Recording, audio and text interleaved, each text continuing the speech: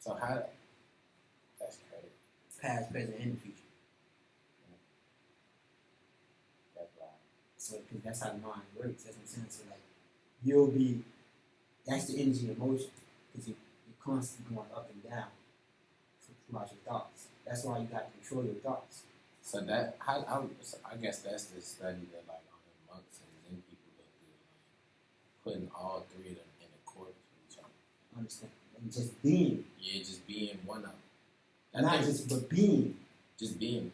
Because it's like, you got to be beyond just the past, present, and future. So they got to been to you and you not been to it. So do you just let it happen? That's. I don't think you're not supposed to fight your thoughts. But you're not supposed to have to. But generally, you know what I'm saying? That's what I'm trying to say. Like, yeah, you're not supposed to because they're supposed to be in line with what you want. But generally, the input that you get determines the output of your thoughts. So that's the problem. So the problem isn't the thoughts. It's the input. That's what I'm saying. Damn. That's why monks are so big on isolation. Because it make you funnel your thoughts into a specific direction of what you want. I always been like mesmerized by them, how they could just be like, fuck it, I'm about to cut my hair and wear this robe. Because it's nothing else though. After, if you really look at life from that, how they look at it, they live it.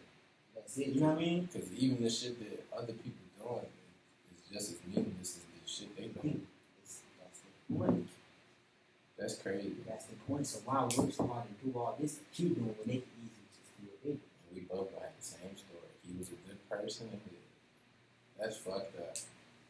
That's fucked up. So it's like you say. That's why they say you can't take all this. You can't take none of this shit. So what are you really working with?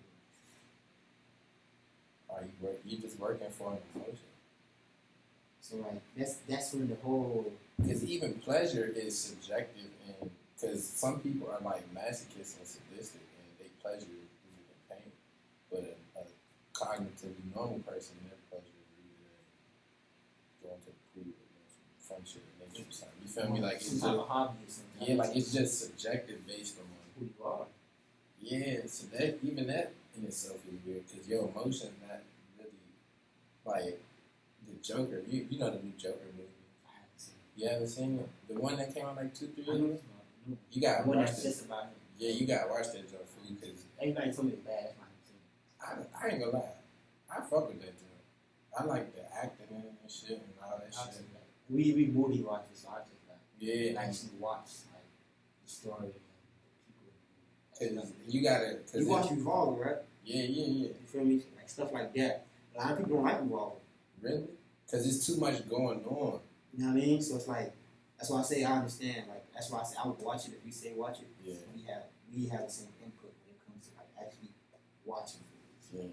Yeah. And he and his character, like basically he had a thing where if he felt pain, he laughed. And so whenever he felt distressed around people or anything, he would have this weird ass laugh.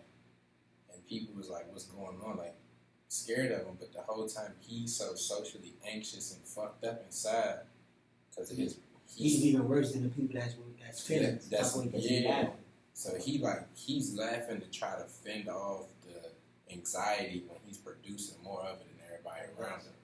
So like, I think that shit and then that shit led him to that shit led him to do some wild shit. But I think more people live in their own emotion, which produces everything around them. Projections. And project your environment. Your emotion is your environment type shit in a sense. Kind of like, because I even been thinking like, I ain't even gonna bring this shit up. Fuck this shit. I just think that when people go in certain environments, you can dictate that environment based on how you act. Like, of course, you gonna have to if you go on a den of wolves, you gonna have to fight.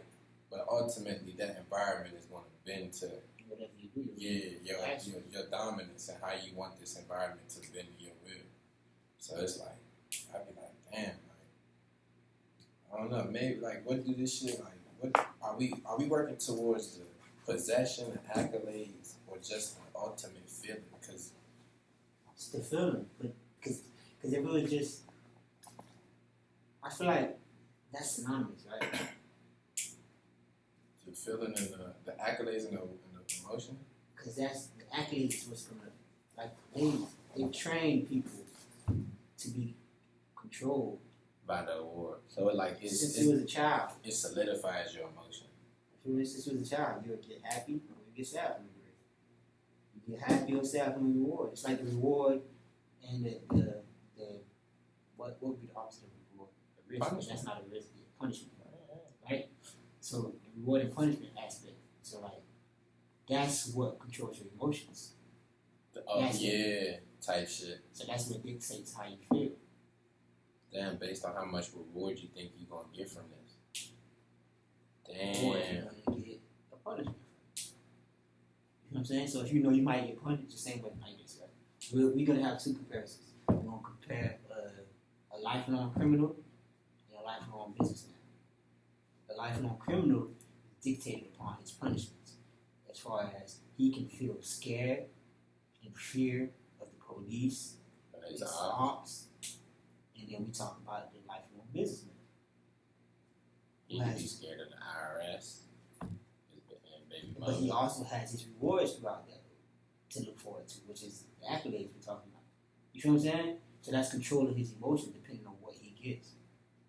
That's everything. So it's not necessarily the environment controls your emotions, not necessarily your emotions control the environment. You feel what I'm saying? It depends. That's all it is. Like I feel like it's synonymous because you can't always dictate your environment. Like sometimes exactly. If you go to jail, you can't. At the same time, your environment doesn't always dictate your emotions. So what? Because somebody can give you a reward that you feel is a suffice. That's what people say they sold. You know what I'm saying? Yeah. So it's like it's like that balance that needs each other. Like they're both working simultaneously. I